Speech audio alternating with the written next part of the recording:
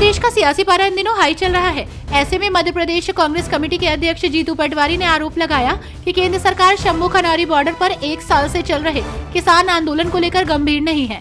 किसानों से बातचीत के लिए कृषि मंत्री शिवराज सिंह चौहान ने 14 फरवरी शाम 5 बजे का समय दिया है, जबकि उसी दिन कृषि मंत्री के पुत्र के विवाह का रिसेप्शन रखा गया है। जीतू पटवारी ने केंद्र सरकार के कृषि और किसान कल्याण मंत्रालय के संयुक्त सचिव प्रियरंजन का एक पत्र वायरल करते हुए आरोप लगाया है।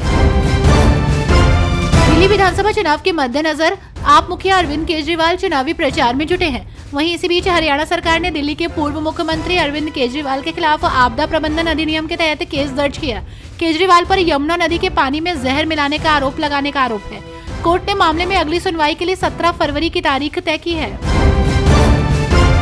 बिल्ड भारत एक्सपो 2025 में green energy, building and construction material, electric and electronics, agro and food processing industry के उद्यमी अपने उत्पादों का प्रदर्शन करेंगे। ये एक्सपो 19 से 21 मार्च तक दिल्ली के भारत मंडपम में आयोजित होगा। इसमें देश विदेश के 80 देशों के प्रतिनिधियों को आमंत्रित किया गया है। 1 फरवरी को उपराष्ट्रपति जगदीप धनखड़ अपने परिवार संग संगम में डुबकी लगाने आ रहे हैं। इसके साथ ही 73 देशों के राजनयिक भी महाकुंभ पहुंच रहे हैं। उन्होंने कहा था कि मैं अपने परिवार के साथ इस संगम में डुबकी लगाऊंगा और राष्ट्र की सेवा के लिए खुद को पूरी तरह से समर्पित करने का संकल्प लूंगा। ये मेरे लिए गर्व का पल है। गोरखपुर के खौराबार में बना कल्याण मंडपम अब तैयार है। ऐसे में सीएम योगी आज इसका लोकार्पण करेंगे। इस मंडपम में गरीब और जरूरतमंद परिवार कम खर्चे में शादी जैसे मांगलिक कार्य कर सकेंगे।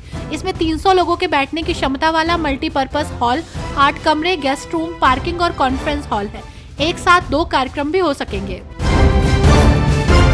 आगामी बजट को लेकर चर्चाओं का बाजार गर्म है। वहीं इसी बीच बजट सत्र पर संसदीय कार्य मंत्री किरण रिजिजू ने कहा, हमने सभी दलों से अपील करते हुए कहा कि चूंकि ये बजट सत्र है और इस साल का पहला बजट है, इसलिए राष्ट्रपति का अभिभाषण होगा।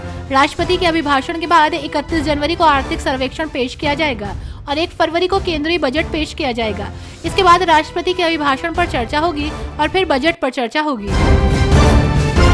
हरियाणा सरकार ने सरकारी स्कूलों में पढ़ने वाले बच्चों को अच्छी शिक्षा देने के लिए सुपर 100 योजना की शुरुआत की थी। इस योजना के तहत पहली स्टूडेंट काजल को माइक्रोसॉफ्ट कंपनी ने 31 लाख रुपए का पैकेज ऑफर किया। इतना ही नहीं, पहले बैच में ही छात्र प्रवीण को सॉफ्टवेयर इंजीनियर के पद पर ट्रेसाटा टेक्नोलॉजीज प्राइवेट लिमिटेड की ओर से 18 लाख का पैकेज दिया गया। मुख्यमंत्री ने कहा कि प्लास्टिक मुक्त उत्तराखंड अभियान को और अधिक व्यापक स्तर पर चलाया जाए।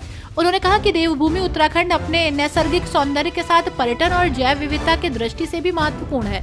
पर्यावरण और जैव विविधता के संरक्षण के लिए सबको मिलकर प्रयास करने हैं। उन्होंने कहा कि इस अभियान को सफल बनाने में स्कूलों, कॉलेजों, गैर सरकारी संस्थाओं और व्यापारिक संगठनों को भी जोड़ा जाए। हिमाचल में सरकार शिक्षा में सुधार को लेकर सख्त रवैया अपना रही है। जिन स्कूलों में छात्रों की संख्या कम है उन्हें मर्ज किया जाएगा। इतना ही नहीं, जिन कॉलेजों में स्टूडेंट्स की संख्या कम है वो बंद भी किए जा सकते हैं।